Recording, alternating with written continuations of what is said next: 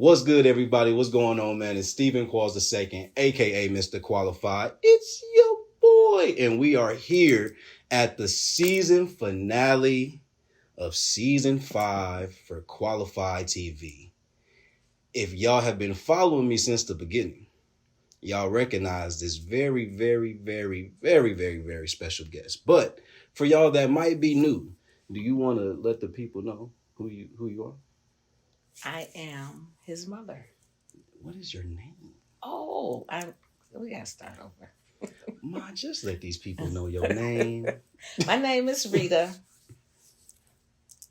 Griffin. Is that it? What kind of introduction is this? What do you want me to say? I want you to introduce yourself. I am Rita Griffin from Milwaukee, Wisconsin, the proud mother of Mr. Qualified. Okay, all right, there we go. Thank you. High five. Come on, give me some. All right. But yes, we are going to have a follow-up conversation from the first one we had. That was, how long ago now? About 3 years? Yeah, at least. 4. I think it was COVID. It was 2020. Yeah. So 4 years. About 3.5. Yeah, 3.5, 4. But yeah, I think the last conversation, I think we more so focused on you as a mother to me. And granted, Mother's Day did just pass, so, I already told her, but, happy Mother's Day to all the mothers out there. But I want to focus more on you in this particular episode. Wow. Okay. What, is something wrong with that, ma'am? I'm not ready for that, but okay, let's go. Let's do this. You shall be fine. So for y'all that don't know, I know some of y'all do because y'all won't stop singing it every time y'all see me. But my mother, her passion is music. True. Okay. So when do you feel like you fell in love with music? Or when did you first realize you fell in love with music? Maybe my early 20s. I would have thought it was earlier. Oh, I hated music at first. Why? I just did. It wasn't a passion. That's why I did nothing musical in high school. You're aware of that? I am. And I started playing for the church when I was 14. By force? No, it was okay, but I was just doing something. It wasn't like a love of music that made me do it. Okay. So, but after doing that for a while and kind of getting into it, then I really started to like music. Okay. Was there a key moment or a key interaction that kind of was the light bulb for you where it's like, I think I might actually really like this thing, and that's where it kind of turned into a passion, or you at least realized you wanted to put more energy into it? No, not really. So it just kind of happened naturally over time. Over time. Okay, so when you did get to that point, what do you feel like was the first thing you noticed in regards to it being something that, I wouldn't say that it's your career, but when you knew it would be something that you wanted to do consistently or enjoyed doing, what was kind of the first thing you noticed about what you enjoyed about it? Well, I was making money. It was a little bit of money, but it was a way for me to make extra income. Okay. And then just from doing it and working with the people, I think that was the thing that kind of really got me to the point to say that, I really kind of like this, seeing the end result of different projects, and especially working with children and youth in that realm, just kind of gave me a sense of accomplishment, a sense of that I was giving back or helping somebody. Okay. So that was pretty much it. That's right. That makes a lot of sense. I see where I get that kind of stuff from. But I think it's interesting that you are the oldest child. Yes. And I am the oldest child. And I do think that is a part of our connection, amongst many other things, obviously. Mm-hmm. But I do think we connect there. Was there anything about you being the oldest child that you felt like either subconsciously or intentionally you kind of tried to instill in me? Especially reflecting back on it now. Because I don't feel like I would have known if that's where it came from. I don't know that I did anything intentional, or maybe I did, because I always tried to encourage you to look out for your little sister. Mm-hmm. So and that's just because you were the oldest, but not really reflecting on me being the oldest. Mm. And I guess I did that, but it wasn't something I thought about. It just kind of happened. But I don't know. I have to think. You threw something at me that I never really thought about in that. Well, that's kind of realm. the point of the interview, Mama. It's not necessarily supposed to be something you fully prepared for. Oh, I like to be prepared. It's okay. I understand. Is that a generation thing? Are we gonna have a generation conversation? No, we're not going there today. But no. So can't tell y'all that. So was I feel like 18 in general obviously is a pivotal year for most young adults. I don't know if I asked you this in the last interview, but were there any, well, I know I didn't ask you this specifically, but I don't know if we talked about your thoughts about me at 18. I was less far removed from 18 then than I am now. But I guess I'm asking that to say, do you remember like 18 for you? And that was so long ago. Okay, so what do you remember about 18? And then in regards to like seeing like your kids kind of turn 18 and what that time frame was for us, like do you just remember if it was the same for you in terms of like that turn into adulthood? Did you feel like it was the same? Did it hold the same value for you personally? Well, at 18, I was in my first semester of college when I turned 18. Okay. I was living at home, which was different. Wait, you weren't 18 already? No, I was 17 when I graduated high school. You graduated early? No. Did you start school early? No. Well, the rules different. This isn't making sense. Our birthday's in the same month. The rules were different. Okay. Back a long, long, long time ago, when I first went to school, you either started school in September, if you were 5, and if you weren't 5 yet, you had to wait till January to start school. So I started school in January, and then they changed that so that everybody would start in September. So those of us that were starting in January either got put up a semester or held back a semester to kind of get us even with everybody else. Interesting. So yes, I graduated at 17 and turned 18 the following December. Okay. Sorry, continue on. I kind of interrupted you, my bad. Let's say I was in my first semester of college. I was living at home, and for me, it was just like being in high school. My environment was like being in high school, not the school itself. The most that I remember about that time and, my perception of things, I was just glad that, if I skipped school, which I never did, that the teachers wouldn't call my mother and tell them I wasn't in school. Why are you blatantly lying like that on camera? I'm not. But anyway, so there was like that sense of freedom for me, that I had not had before, and made some choices that were not in my best interest during that time. So for you guys, I tried to encourage you to not do the same things that I did, which was one of the reasons I was pretty insistent on y'all going to college away from home. And I had always said, even if you went to school in Milwaukee, you were going to have to stay on campus to get you out of that feeling at home or that home environment. And hopefully that would give you, more direction and focus in what you were doing. Yeah, no, that makes sense. I see you don't want to tell the bowling alley story. What are you talking about? It's okay.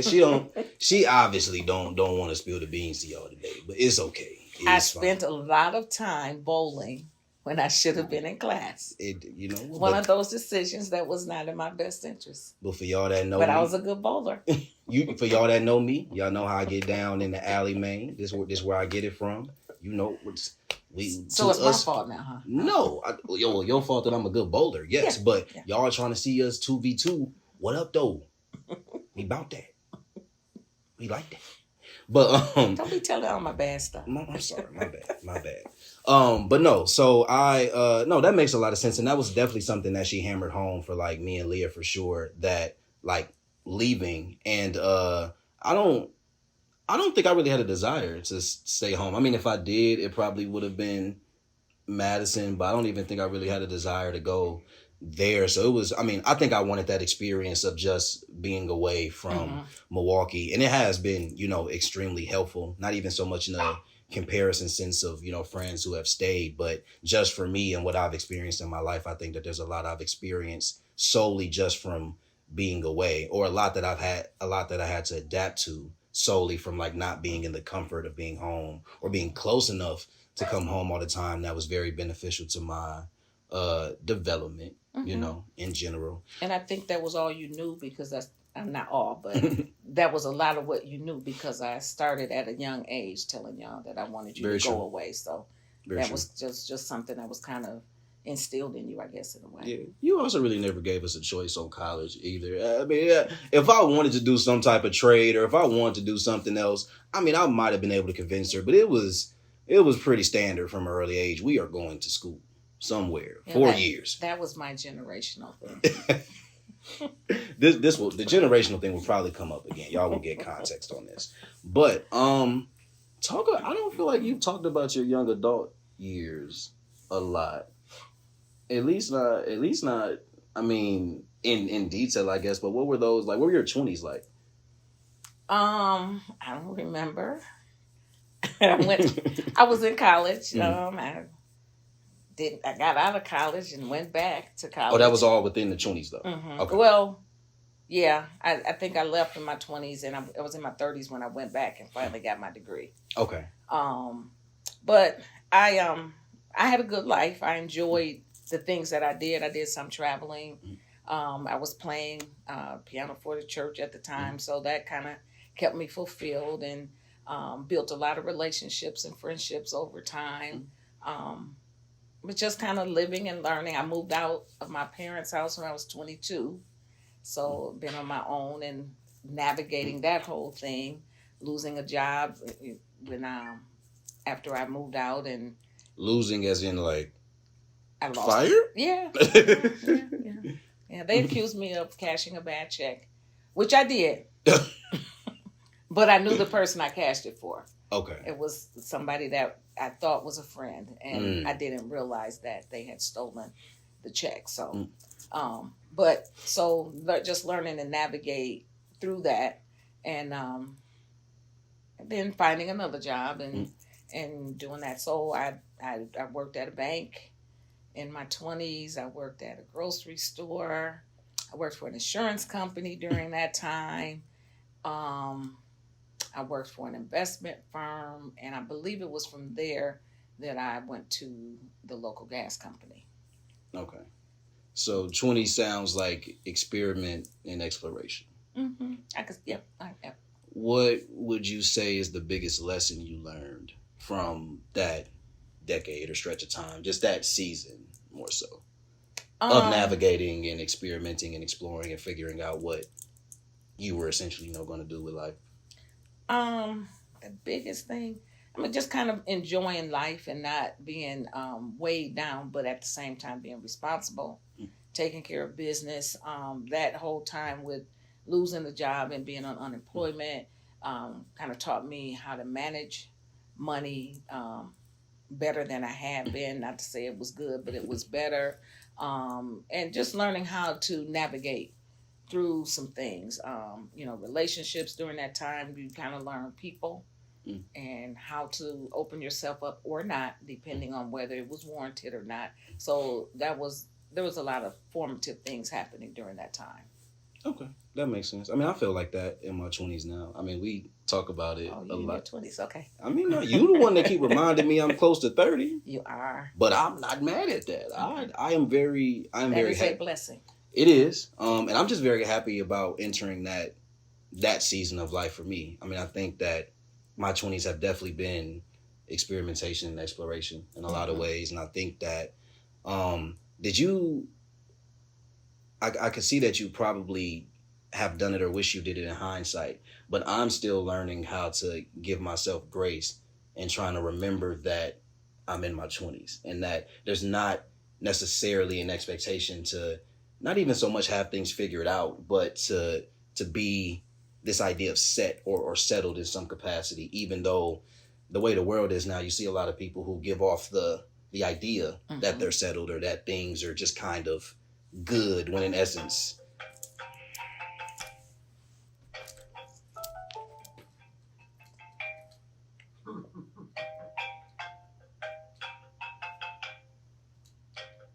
Now mind you, before we started, she over here she checking her hair, she getting everything ready, but she forgot to turn the ringer off. That's my generation. Sorry.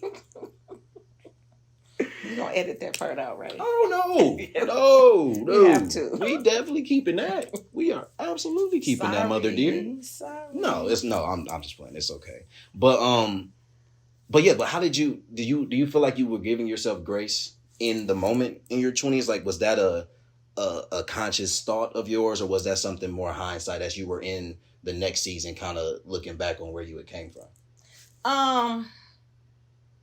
I think I felt pressure to do things by a certain age because that was the way things were then.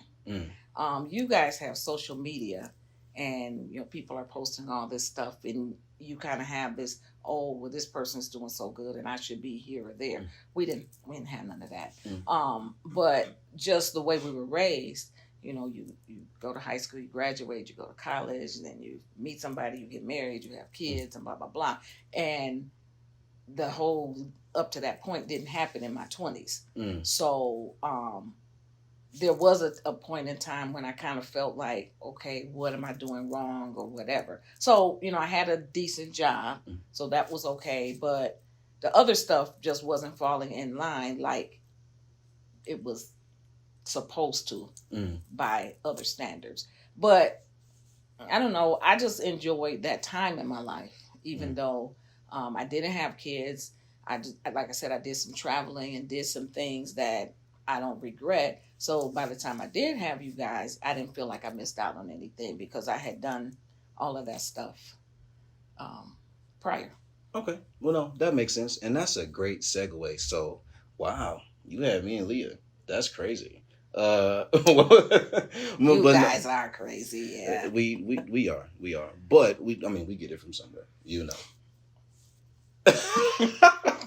No, but that time in your life, like obviously I am getting to a space where like I'm getting older and I'm thinking more and more about the family that I want to have, but obviously I'm not going to be birthing anybody, in my life. So you, as a woman in that time, and once you are looking at like starting a family and knowing that that's a process that you're maybe not anticipating. I don't want to put words in your mouth. You may not be anticipating it per se, but it's something that you know is a part of the process of having a family. Where do you feel like you were at that point in life, and do you remember any type of feelings or thoughts, whether was it a lot of anxiety? Was it more excitement than anxiety? What exactly were the emotions you were feeling once you realized you were about to start a family? And that, of course you didn't know who we were, but you just knew you had children on the way, essentially. It was exciting, especially with you, and no cut down on Aaliyah, but because you were the firstborn, you were the first, there was experiences that I was experiencing for the first time. And it was exciting, but it was scary because I knew that I would be responsible for you. And I always questioned whether I would be a good mother, whether I had the tools to give you what you needed to survive. And then Leah came along. It's like, okay, now it's two of them. And y'all were different. First genders were different, and then you're different people, so your needs were different. And I had to learn how to navigate for you versus navigating for her, and realize that there's just no cookie cutter answer to everything. Was that the biggest early struggle that you feel like you had, or was there another struggle early in parenthood that stood out? That wasn't a struggle. It was just an adjustment. Okay. Yeah, well, what would be something that you feel like you genuinely struggled with early on? Nothing. You aced it. You had. I think. No, I guess the way that I approached it was, okay, this is what I need to do. What adjustments do I need to make? So there wasn't really a struggle. I never dealt with like postpartum depression like a lot of women do. I was able to do things, and just carrying you guys around with me and all of that. So I don't know, for me, I didn't view anything at, starting out as a struggle. It was just me making the adjustment because now it was more than me to take care of.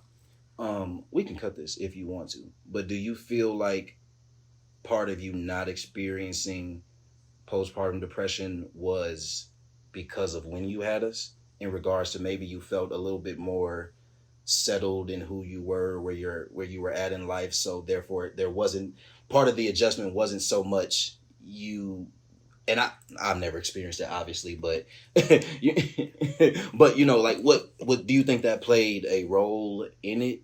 I think so. I think just the mindset that I had at that time, I was more mature. I was older. And and I think just getting to that point, I was just ready for it. So I just did it, and I wasn't Superwoman or anything like that, but I just did what needed to be done. And I didn't look at it, I didn't stress out about it. No, that makes sense. And it's interesting because we've had talks about this over the years, but I feel like you've mentioned and you've talked about how through a lot of our childhood and even through a lot of our early adulthood, you didn't know if things stuck or if things clicked. So was there ever a time that you kind of had the confirmation internally for you that I did a good job? I'm a good mom. Like, I know you said you didn't necessarily feel like you genuinely struggled with too much early on, and I'm going to assume that it wasn't necessarily in like our teens that you had the feeling, but where was that feeling of like, okay, I feel like I was successful in raising the children, in raising my children to be the adults that I want them to be, or at least I know I sent them on their way with everything that I possibly could. December 2018 and May of 2019. When we both graduated. Yes. Is that, so outside of like finishing college, like how much of it is finishing college versus who we were at that time? It was just a combination of things. But when you guys graduated is when I had my emotional awakening, I guess, and really question, and maybe because now you've graduated and you're going out into the world, you're going to be outside of this controlled environment of school. Are you equipped to handle what you need to handle at this point? And I did question myself on that, and just watching you guys and knowing you, and when I say knowing you, who you had become from the time that you left home to that time, I got the confirmation that I did okay. I mean, yeah, there were some things that I probably would have done differently had I been you, but that was a whole nother generation. So things were being done in a different way. And I learned to embrace that. But I felt like you guys had the tools to do what you needed to do. So I agree. I definitely feel like we had the tools. And I think that something, I mean, I won't speak for Leah, but I feel like we both agree on this. As much as we joke about this generation thing, and the generation joke, essentially, for context, is more so like, we've alluded to it. I'm not saying it unless you want to say it. We not going to talk about numbers and stuff like that. And no, we're not. Yeah, but essentially, there's a generational gap, and so there's a way that you all did things, and there's a way that we do things, and there's just the way that the world is given, us, coming up in a certain time. And so I think what's interesting is I very much feel like I was raised by you all's like generation. Like there's a difference in some of my peers who were raised by, people from a different generation, and not in a, people younger than me. Yes, I understand. Go ahead. Not in a negative way by any means, just more so understanding what was passed down, what was priority, what certain traditions are, like, you just know by certain times. And so we definitely have that influence. But I think, and we've talked about it before, I also think there's been a beauty in us being in our generation and me and Leah both having the relationship that we have with you to where we joke about the generational thing, but I think over time we've begun to understand more and more where the differences are and what the good versus what the bad is. And when I say bad, I don't think there's anything bad as in there's anything completely wrong. I just think there's a difference of opinion. There's a difference of experience. A difference of a perspective. Perspective. Yeah. So, but all of that is really interesting. And you're right, but the growth process is not just for you guys, it's for me as well.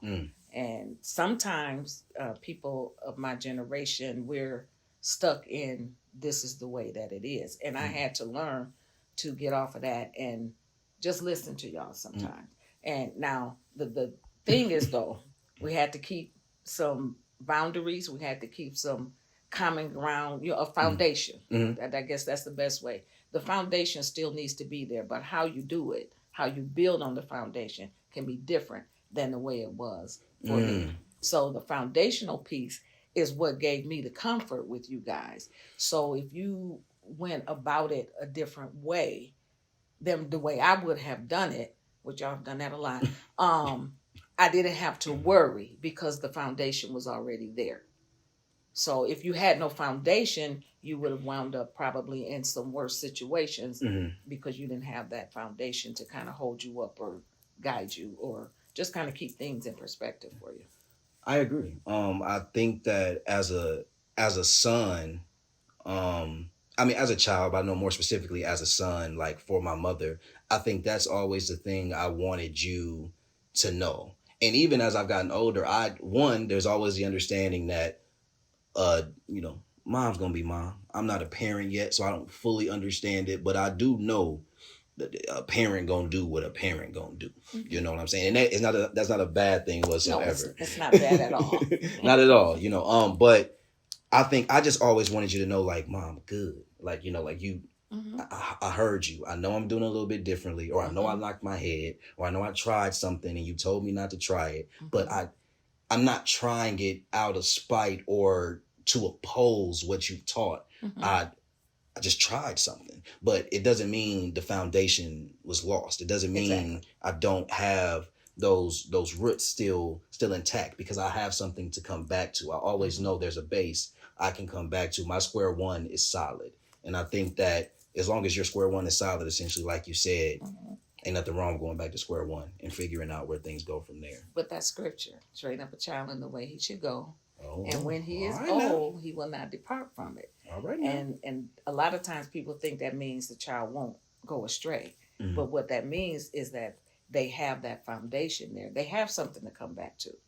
And like I said, for me, that was my comfort, knowing that you guys had that foundation. So, you may go over here or over there, but you still have that foundation there. Just don't kick the foundation and dig up all the dirt and throw it away and stuff like that. Keep the foundation intact. Do you feel like, so you talk about us graduating college as an emotional awakening of sorts. Do you feel like there was obviously there was somewhat of a second life for you after that, a pretty obvious one. But I want you to more so discuss in your words what that looked like for you after, they graduated college. I feel good about them going out into the world. What did that mean for you at that time? And how did life look differently, in a sense, afterwards? Well, so that you guys know, between their two college graduations, he graduated December of 2018. I got married in March of 2019. And Aaliyah graduated in May of 2019. So what was different, I guess, if I'm understanding your question, is I had a whole new life, a brand new life with an awesome husband and somebody that was going to take care of me. As you said at the wedding, you always felt like you had to be my protector and you had to make sure I was okay and all of that. And now that he was in my life, you felt like you could hand the baton to him, and that it gave you that freedom to go ahead and live your life, knowing that I was being taken care of. So you guys could go on with your lives from you're getting your degrees and whatever your career choices were going to be at that point. And I didn't have to worry about you from that perspective anymore. And then I could start enjoying my life. Mama time. There was a lot of times when you guys were growing up that everything was about you guys. And I don't regret that at all. But I was at a point then where I could start doing stuff for me. And was that the part that was most enjoyable? Just the simple fact that you could enjoy things for you? Or was there another aspect of just having more time to yourself or other things that you maybe either able to do or focus on that felt like the most enjoyable thing about that kind of restart? I think maybe it was just being able to do for me. And not that I didn't do for you guys, but it was just in a different way. I was able to look at things differently and focus on myself a little more. Just sometimes just buying a dress or something that I may not have done because I was always making sure you guys had what you needed. So just that, I guess, kind of freedom was something that was good for me. And then being able to travel and do things and enjoy being married again was a good thing for me. I know that's not for everybody, but it was for me. No, and I love that for you, by the way. If I haven't told you enough, I truly do love that for y'all. Big shouts out to Joey G5. Okay. He in the building, but big shouts out to Joey G5. But got a couple other questions for you. Some of it might be backtracking, but feel free to answer as you see fit. Okay. What was the first challenge you had to overcome by yourself, and how did it shape who you are today? The first challenge that I had to overcome by myself, probably divorce. That's the first one where you felt like you have to. It's all on you to overcome this. Yep. Yep. Okay. I mean, I lost my dad some years earlier, but I had my mom and my sister, and we kind of navigated things together. And even though my mom and my sister were supportive when I went through a lot of the things that I went through with my first husband, who happens to be your dad, they could not do it for me. I think that was probably the biggest thing. They could give me advice, based on their experience, but neither one of them had been divorced ever. So there were some things that they could not help me with. There were things that I had to go through for myself. And there sometimes, and not just them, but sometimes, we talk to people about a situation. People's situations are different. So just for example, how I handled things with you and Aaliyah is different than how somebody else may have handled it. But it was what was right for us. Some of the things that were going on during that time, people thought I shouldn't have shared with you guys because you were so young. But I felt that I needed to be honest with you. But the honesty was on a level that was where you were. So there were a lot of things that you guys have found out now that you've grown that you didn't know at that time. Right. But I didn't lie to you in the process. So you were able to build on what the pieces of information that you had. So, and that's when I say I had to do it on my own. I had to do what was right for me, what was right for you guys, what was right for us, as opposed to just, oh, mom said this or so-and-so said that, so this is what I should do. That's really delicate. Like I have a better sense of it now, but I can't fathom, not even so much trying to explain, but just trying to keep a child in the loop of something like that, to the point where you try to minimize questions, but you want them to be informed. And kids just asking. We just asking away. We don't understand nothing. We just like, why? Right. Why? Right. And what you mean? And that was my fault because I always encouraged y'all to ask. And then I regret it. I didn't regret it, but no. But yeah, I mean, it affected you guys too. And I had to learn that whatever I felt was not the same as whatever you guys felt. And then I had to learn to navigate that and deal with where you were and not just where I was in that moment. Yeah.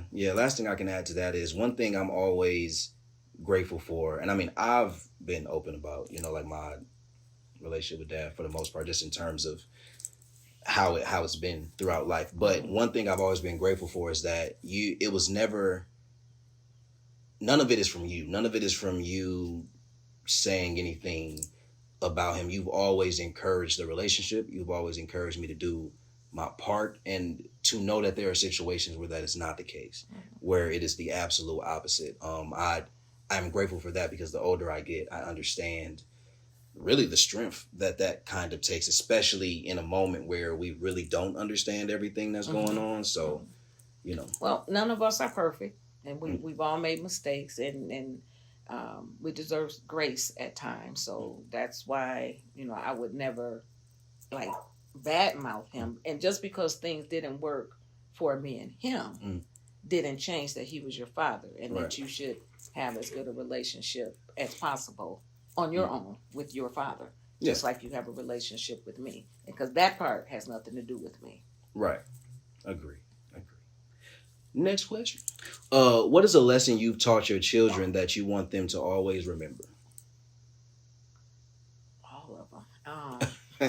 Facts. Um, I don't know. Let me think about that. Come back for a to it? minute. Yeah. Okay. So for y'all that don't know, I mean, like I said, if y'all still singing the song, y'all probably understand. But you're very involved in church. Mm-hmm. How did you come to know God for yourself? Um. Well, it was something that I learned as a child, and just going through different things in life, believing. I guess it started with just believing what I had been taught. And yeah, a lot of it started just because that's what my parents did, and that was the life that we lived. So that's what I knew.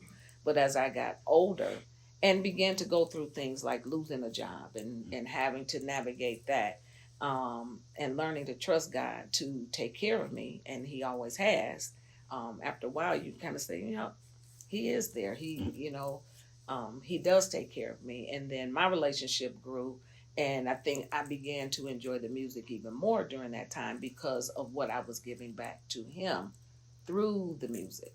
So music was not like my daughter, where she's just loved music all her life. I hated it. My parents bought a piano for $50, and because I said I wanted to take piano lessons, and probably after about 6 months, I said I don't want to take lessons anymore.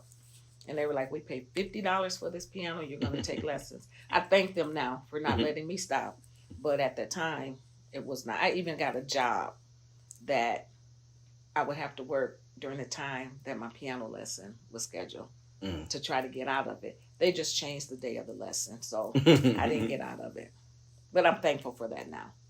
No, that makes sense, and I think that's when I say it's a genuine journey, I don't mean it to oppose or focus on journeys that may be disingenuine, because I don't even know what that may look like. But I think natural in the sense of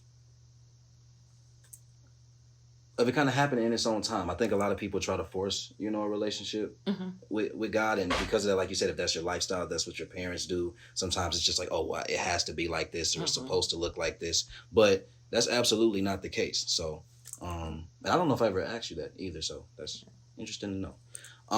How do you deal with your children growing up and making their own decisions? How did you learn when to let them figure things out on their own? We kind of touched on this, but I don't think I haven't learned that yet. I believe that. I mean, there's a part of me that think, just being a mother, where it's like, if y'all share something with me, my first instinct is to try to fix it or figure it out. And I'm just learning, because y'all be teaching me stuff, to step back and allow you to do it. And I mean, I think that's just a process that's happening. So I'm getting better at trusting that you guys will make the right choices, and my way isn't the only way. I mean, it can't be the highway no more. We out the house now, so we already off the highway. I guess, yeah. When you need a break mentally, where do you find peace? Music. The thing that I hated the most at one time in my life. Full circle. Yeah, I can just go get on the piano and just play, sing. For not for anybody, just for me, and that gives me some inner peace. And then studying the Bible, just kind of reading God's word, gives me a sense of calm and a sense of peace that doesn't come from anything else.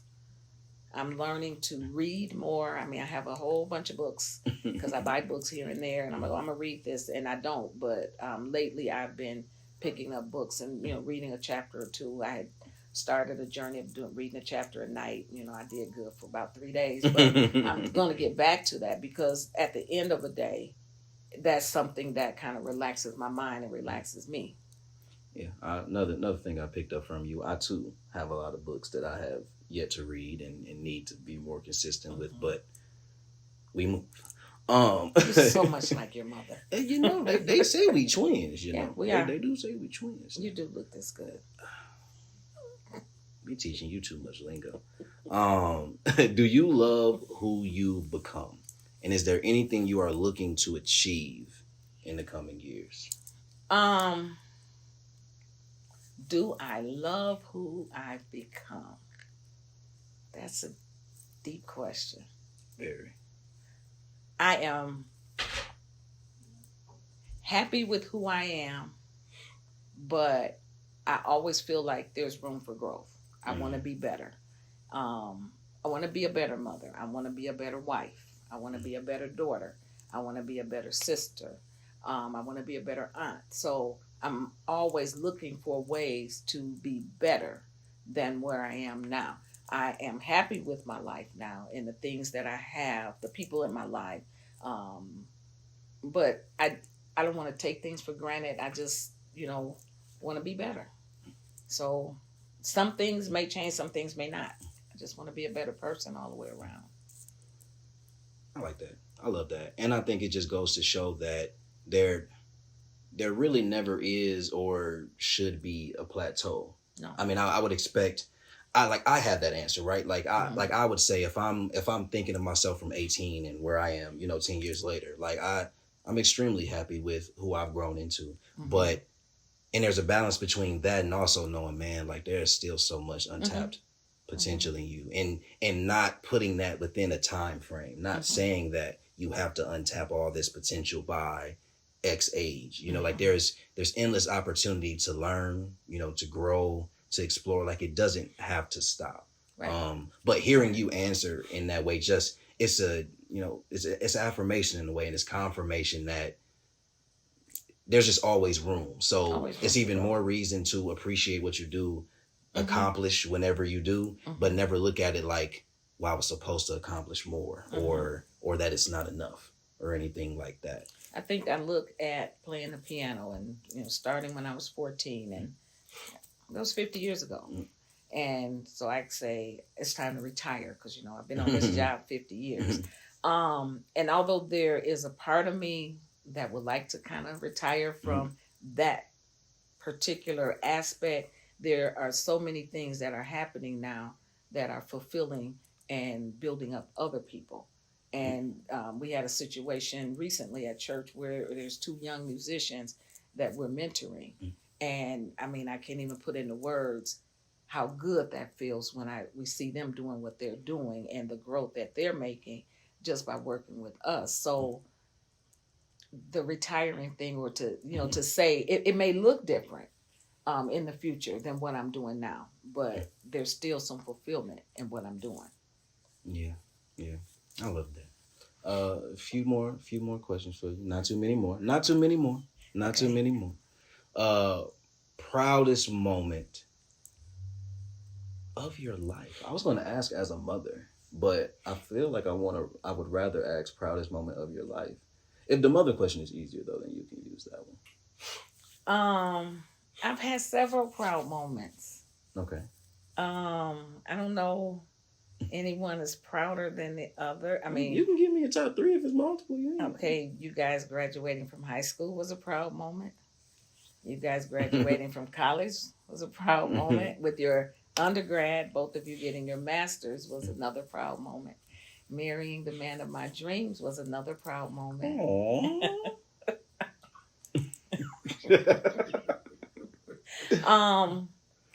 I don't know, just things I do, at church.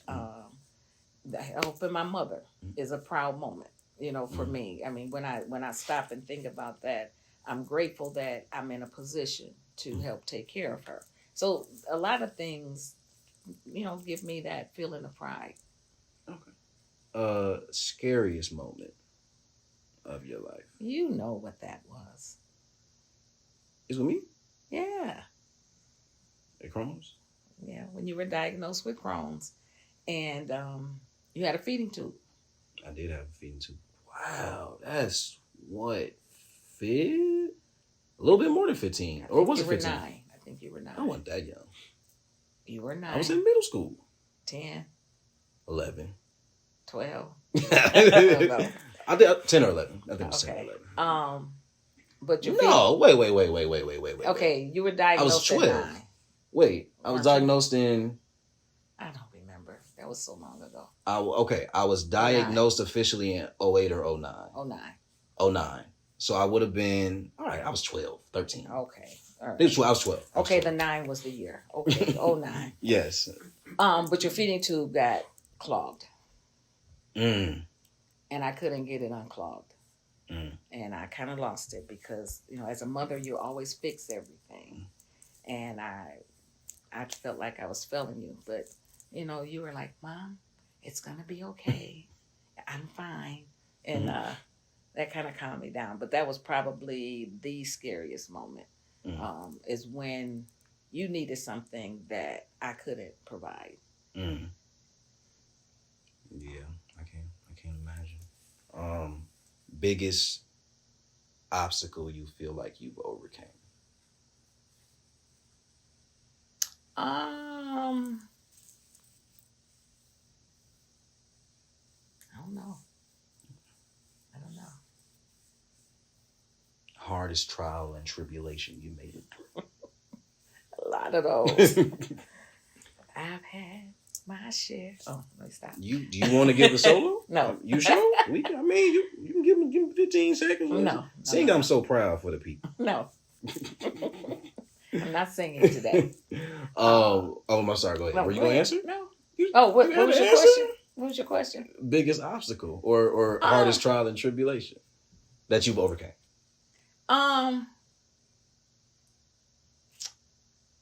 Losing my dad was a trial. But, came through that. I don't know. I already mentioned the divorce, but that's all good. That's not a bad thing. It was a learning experience. I'd like to look at it like that. I don't know. Other things, I guess I try not to dwell on the trial. And I look at it as a test, and what do I need to do to pass the test? So that's kind of the way I try to frame things now. I like it. So I'm not saying that nothing happened in my life, but I try not to dwell on the negative aspect of it. Love that. You definitely taught us that. Last question, final question of the season. Gotta ask every guest that comes on. You probably don't remember your answer from before, but Mother dear, my dukes, moms, what makes you qualified?